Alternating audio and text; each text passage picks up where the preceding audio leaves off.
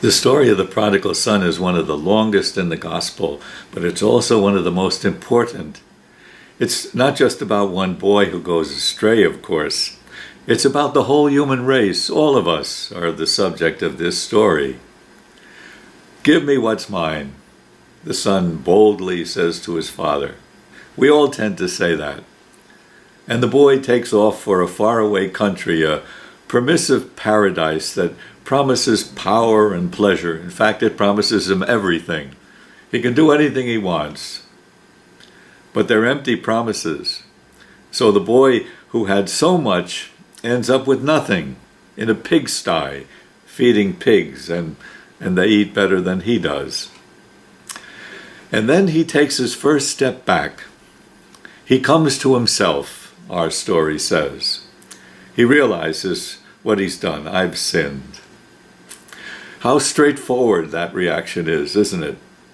Not blaming anybody else for the mess that he's in, not his father, or the prostitutes he spent so much of his money on, or the society that's fooled him. No, he takes responsibility. That coming to himself, that was the first gift of God's mercy to him. He doesn't wallow in his disappointment, in his sins and his failures, what they brought him. They don't trap him. He looks beyond them to the place where he belongs, his Father's house. It won't be an easy road, but he starts back. And there he's surprised by the welcome he receives, more than he's ever expected.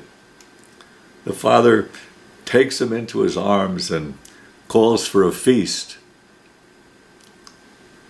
This is our story too. It's the story of God's mercy. And let's ask for the gift, first of all, to know ourselves. And let's ask for the gift to keep going to our Father's house. Let's ask for the gift to know God's embrace, God's warm embrace, the embrace of his love.